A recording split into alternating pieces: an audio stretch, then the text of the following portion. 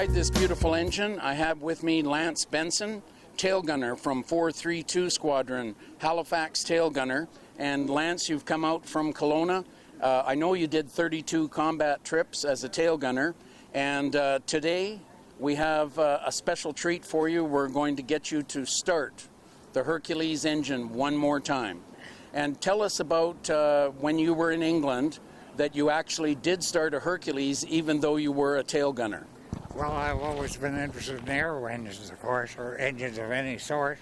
And we used to kind of go on exercises, and I would fill with the engine, and I started them. And that was mostly in Wellington bombers, but it was the same engine.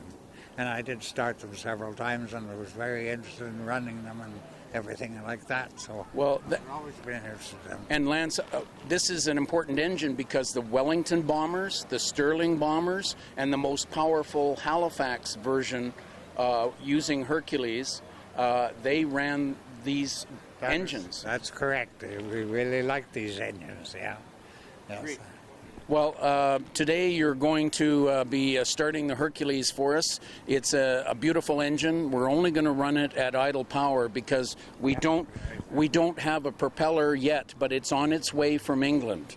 So, but how do you feel about this Halifax project and also the Lancaster running 4 engines for the first time in 54 years? I find it real thrilling. I'm going to enjoy starting this engine, and everybody enjoys the roar of a Rolls Royce tomorrow, and it's very famous.